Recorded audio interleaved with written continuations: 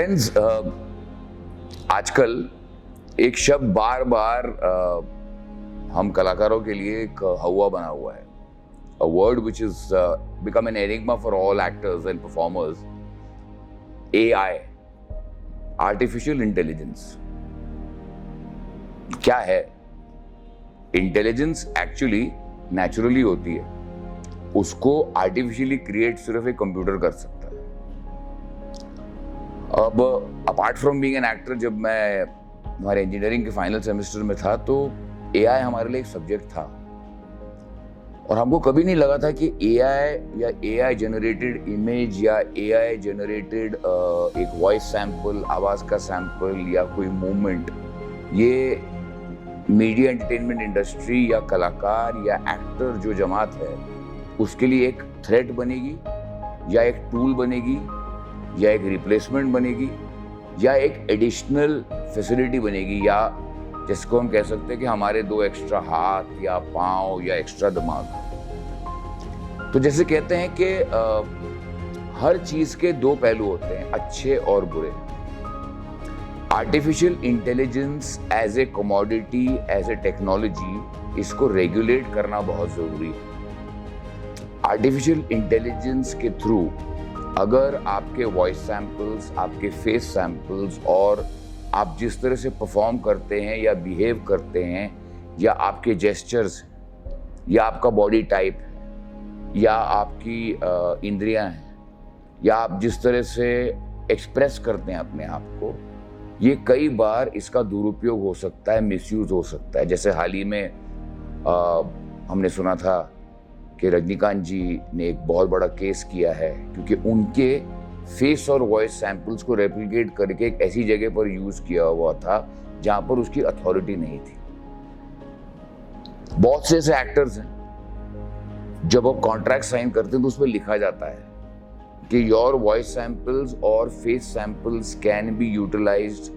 Bye the owner of the copyright, यानी जिसका ये प्रॉपर्टी है, ये पीस ऑफ सिनेमा है या टेलीविजन है या वेब सीरीज है या कोई एडवर्टाइजमेंट है या कोई ऑडियो पॉडकास्ट है, ये कभी भी यूज हो सकता है, किसी भी तरीके से यूज हो सकता है जिस पे किसी का हक नहीं. This can be डेट्रिमेंटल,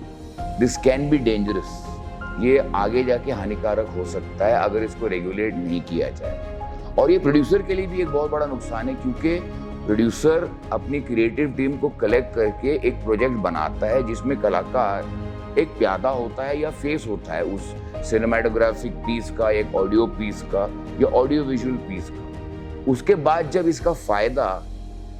creator, producer और परफॉर्मर नहीं होता बल्कि उसका दुरुपयोग हो रहा है, उसका नुकसान हो रहा है, then it's a problem. Right now this technology is unregulated. जब एनालॉग से हम डिजिटल में गए थे, हमको कभी नहीं पता लगा था कि भाई हमारी कुछ चीजें जो हमने पास्ट में की थी उसको आगे जाके रेप्लिकेट किया जा सकता है किसी अलग सैंपल में, क्योंकि पहले एनालॉग होता था. जैसे हमारे पुराने बड़े बड़े टेलीविजन होते थे जिसमें बड़ी बड़ी ट्यूब्स हुआ करती थी, वॉल हुआ करते थे. उसके बाद धीरे धीरे LCD टीवी है, उसके बाद हमारे पास फ्लैट टेलीविजन आ गया और अभी television on the computer, television on your mobile. तो धीरे धीरे कन्वर्जेंस ऑफ टेक्नोलॉजी की वजह से जो ये नया एक डेंजर है जिसको हम आर्टिफिशियल इंटेलिजेंस कहते हैं, ये आगे जाके एक प्रॉब्लम हो सकता है. अब इसके एडवांटेजेस भी हैं. जैसे फॉर एग्जांपल, अगर मुझे किसी मैसेज को प्रोसेस करना है या मुझे एक संदेश देना है 100 जगह पर, लेकिन मैं अवेलेबल हूं सिर्फ एक ही जगह पर, तो उसका फायदा ये होता है कि एक ही स्टूडियो में मेरे बहुत सारे चीजों को और मेरे जेस्चर्स को, मेरे थॉट्स को, कुछ सवाल के एक सैंपल्स बना के आप मुझसे पूछ सकते हैं और वही चीजें एक साथ ब्रॉडकास्ट हो जा सकती है. कई बार ये भी होता है कि अगर किसी कारणवश कोई अवेलेबल नहीं है, किसी की तबीयत खराब हो गई है या खुदा ना खास्ता किसी का इंतकाल हो गया है, तो कभी उसके वॉइस सैंपल्स, उस कलाकार के वॉइस सैंपल्स, उसकी जिसको हम कहते हैं कि लॉन्जिविटी या जिसको हम कहते हैं कि टू अटेन जिसको हम कहते हैं कि अगर किसी कलाकार की एक्टिंग या स्क्रीन जिंदगी बढ़ाने के लिए वो उसके लिए भी यूज हुआ जा सकता है। आर्काइवल वैल्यू एक आर्टिस्ट की बढ़ जा सकती है, प्रोवाइडेड उस कलाकार या उस कलाकार के जो डिसेंडेंट्स हैं या उसके जो परिवार वाले हैं या जो ओनर ऑफ द सिनेमाटोग्राफिक, जो उस प्रॉपर्टी का मालिक है,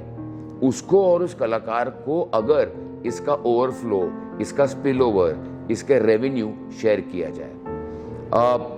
ये समस्या विदेशों में, खास तौर से अमेरिका, कनाडा, यूनाइटेड किंगडम,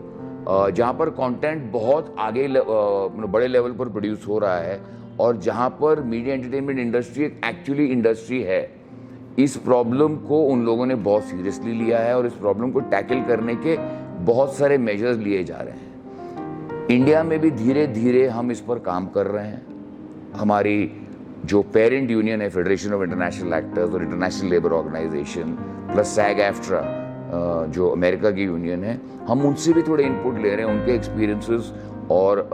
वो कैसे इस प्रॉब्लम को टैकल कर रहे हैं, इस समस्या को कैसे टैकल कर रहे हैं। प्रोड्यूसर्स के साथ कैसे बातचीत हो रही है, ब्रॉडकास्टर्स के साथ कैसे बातचीत हो रही है, कंटेंट क्रिएटर्स के साथ कैसे बातचीत हो रही है, अलग अलग प्लेटफॉर्म्स, अलग अलग फॉर्मेट्स पे हम इसको कैसे रेगुलेट कर सकते हैं ताकि इकोसिस्टम अच्छा हो जाए। तो आर्टिफिशियल इंटेलिजेंस से मैं सिर्फ इतना कहना चाहूँगा कि इससे आगाह होइए, बी अवेयर, बट डरिए मत, क्योंकि ये एक ऐसी समस्या नहीं है, क्योंकि कभी भी जो ह्यूमन माइंड है, जो ह्यूमन टैलेंट है, जो इंसान की सोचने की, एक्सप्रेस करने की जो क्षमता है, वो कभी भी कोई भी कंप्यूटर या रोबो जिंदगी भर ताउम्र इसको रेप्लिकेट नहीं कर पाएगा।